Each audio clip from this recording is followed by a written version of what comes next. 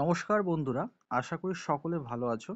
তো আজকের এই ভিডিওতে তোমাদের জন্য সহজ পাঠ বই থেকে আরও একটা মজার ট্রান্সলেশন নিয়ে আসলাম, যে ট্রান্সলেশনগুলো আমাদেরকে ছোটবেলার স্মৃতিকে মনে করিয়ে দেয় এবং এছাড়াও এই ট্রান্সলেশন প্যাসেজগুলো আসন্ন পিএসসি ক্লার্কশিপ মেন্সের জন্য খুবই গুরুত্বপূর্ণ। এমনকি মিসলেনিয়াস মেন্সের জন্য তোমরা এই ভিডিও থেকে উপকৃত হবে। ওকে, তো চলো আমরা ভিডিওটি শুরু করি, অর্থাৎ ক্লাসটা আমরা শুরু করি। সবার প্রথমে আমরা প্যাসেজটা একবার পড়ব। দেখো, বলছে আজ মঙ্গলবার। আজ হচ্ছে মঙ্গলবার। পাড়ার জঙ্গল সাফ করবার দিন। সব ছেলেরা দঙ্গল বেঁধে যাবে। রঙ্গলাল বাবুও এখনই আসবেন। আর আসবেন তার দাদা বঙ্গবাবু। সিঙ্গি, তুমি দৌড়ে যাও তো, অনঙ্গ দাদাকে ধরো। মোটর গাড়িতে তাদের আনবেন। সঙ্গে নিতে হবে কুড়ুল, কোদাল, ঝাঁটা, ঝুড়ি। আর নেব ভিঙ্গি ম্যাথরকে। এবার পঙ্গপাল এসে বড় ক্ষতি করেছে। ক্ষেতিবাবুর ক্ষেতে একটি ঘাস নেই। তো এই ছিল আমাদের ট্রান্সলেশন প্যাসেজ। এবারে আমরা লাইন বাই লাইন প্রতিটা বাক্য দেখে নেব কিভাবে ট্রান্সলেট করতে পারি। তো সবার প্রথমে দেখি first number sentence, that is আজ মঙ্গলবার। আজ মঙ্গলবার, এটা কোন টেন্সে আছে বন্ধুরা? এটা সিম্পল প্রেজেন্ট টেন্সে আছে। Simple present tense. তো সিম্পল প্রেজেন্ট টেন্সের স্ট্রাকচার আমরা জানি। সিম্পল প্রেজেন্ট টেন্স কেন হলো সেটাও হয়তো তোমরা বুঝতে পেরেছো। কারণ এটা একটা ফ্যাকচুয়াল স্টেটমেন্ট, এটা একটা স্বাভাবিক কথা। এটা একটা জেনারেল স্টেটমেন্ট।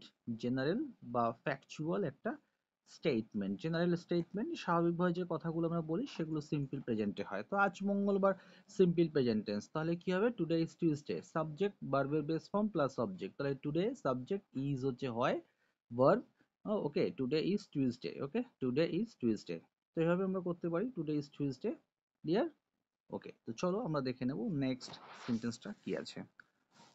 পাড়ার জঙ্গল সাফ করবার দিন। আজ হচ্ছে পাড়ার জঙ্গল সাফ করবার দিন। ওকে, তো দেখো, এটাও কিন্তু সিম্পল প্রেজেন্ট টেন্সে বিলং করে। সিম্পল প্রেজেন্ট টেন্সে বিলং করে। ওকে, তাহলে আমরা লিখতে পারি, দেখো, ইট ইজ দা, এটা হয় it is the the day. এটা হয় দিন, কিসের দিন? It is the day of cleaning up. Cleaning up মানে কোনো কিছু পরিষ্কার করা, রিমুভ করা। কোনো একটা জায়গা থেকে কোনো কিছুকে রিমুভ করা, ক্লিনিং আপ, ক্লিন আপ, পরিষ্কার করা।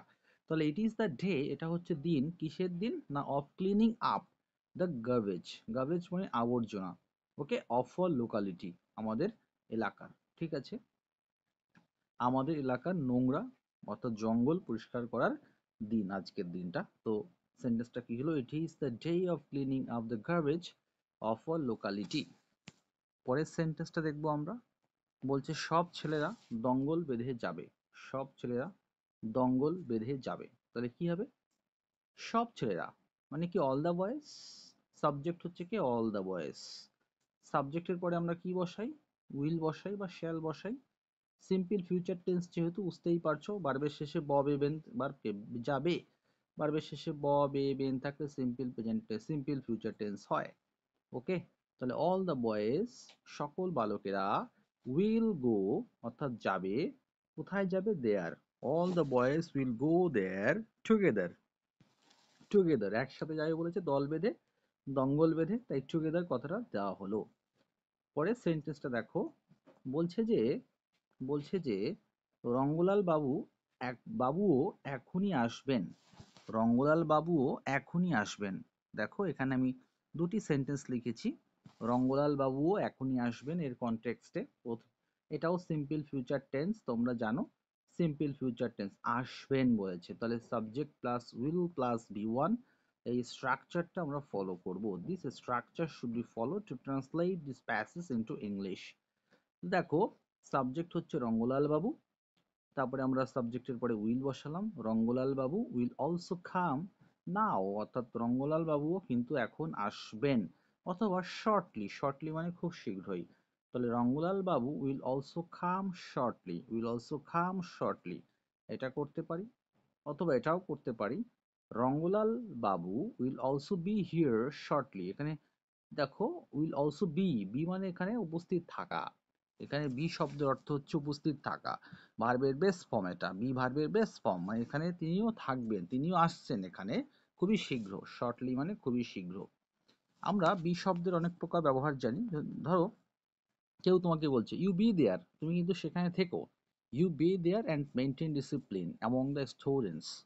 ধরো স্কুলের হেডমাস্টার অ্যাসিস্ট্যান্ট টিচারকে ইনস্ট্রাকশন দিচ্ছেন যে ইউ বি দেয়ার, তুমি কিন্তু বা আপনি কিন্তু সেখানে থাকবেন, অ্যান্ড মেনটেন দ্য ডিসিপ্লিন, হ্যাঁ, disciplinary codes among the students. তাহলে বি দেয়ার মানে কোথাও থাকা, সেই অর্থে আমরা এই ভার্বটাকে ইউজ করেছি বি হিসাবে।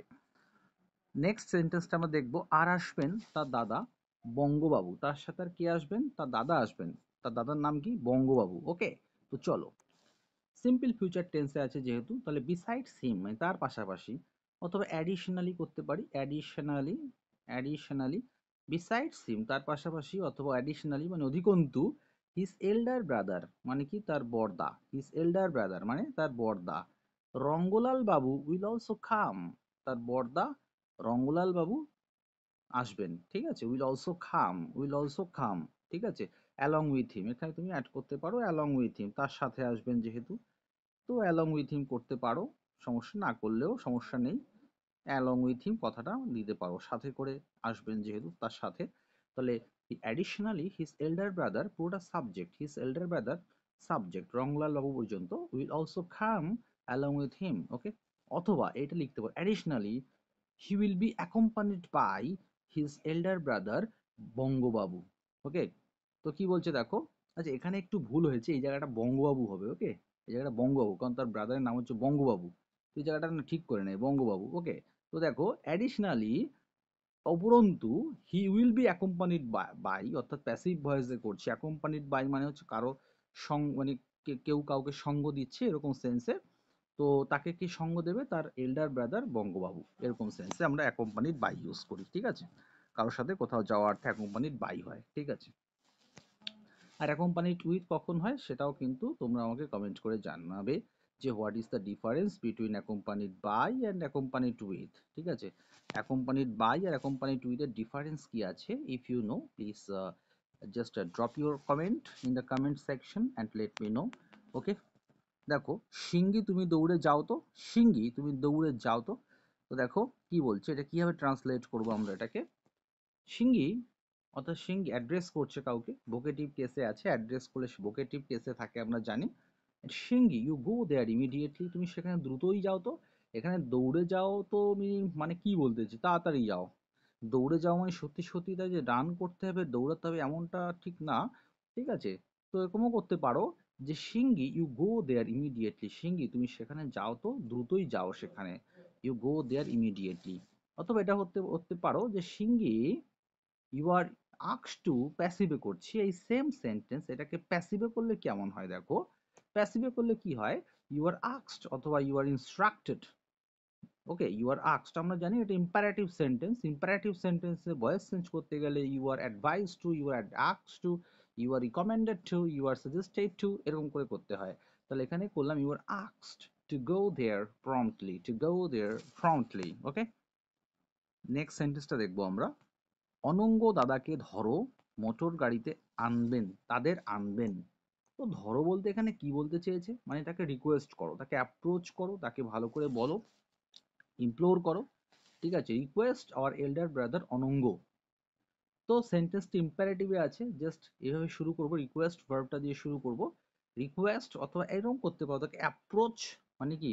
অ্যাপ্রোচ করা মানে কারোর সাথে দেখা করা, কারোর কাছে এসে কোনো কথাবার্তা বলা। তাহলে approach and request our elder brother Ananga, so that, যাতে করে, সো দ্যাট মানে যাতে করে, হি উইল ব্রিং দেম, যাতে করে সে তাদেরকে এখানে নিয়ে আসে, হিয়ার এখানে, বাই এ মোটর কার, একটা মোটর কারে করে। সঙ্গে নিতে হবে কুড়ুল, কোদাল, ঝাঁটা, ঝুড়ি। কি হবে দেখো, উই হ্যাভ টু টেক, অর্থাৎ আমাদের নিতে হবে, তে হবে যুক্ত সেন্টেন্সকে ট্রান্সলেট করতে গেলে আমাদের সাবজেক্টের পরে হ্যাভ টু ইউজ করতে হয়। কি বললাম? তে হবে যুক্ত সেন্টেন্সকে আমাদের ইংরেজিতে ট্রান্সলেট করতে গেলে আমাদের হ্যাভ টু ইউজ করতে হয় সাবজেক্টের পরে, তো বি ওয়ান ইউজ করতে হবে। After have to you have to put be one of the verb. তো দেখো উই হ্যাভ টু টেক, আমাদের নিতে হবে axe, spade, broom and basket with us, আমাদের সাথে। আর নেব ভিঙ্গি ম্যাথরকে। কি নেব?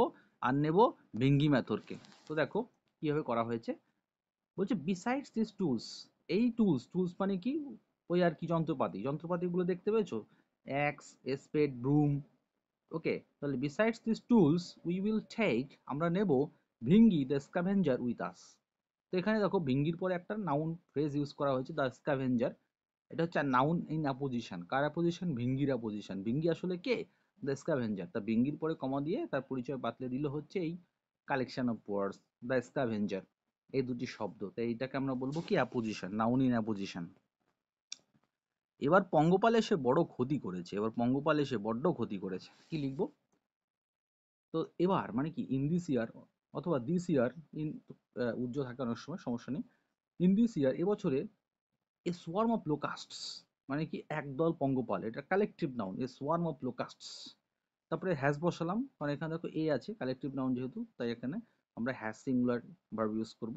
Has badly affected the crops, অর্থাৎ খুব বাজেভাবে ক্রপসগুলোকে অ্যাফেক্ট করেছে এবছর। ওকে, তো যাই হোক, আমরা আশা করি ট্রান্সলেশন প্যাসেজটা এনজয় করেছি, ভালো লেগেছে তোমাদের আশা করি, এবং তোমাদের উপকৃত হয়েছো তোমরা অনেকাংশেই এই ভিডিওটি বা এই ক্লাসটি করার পরে।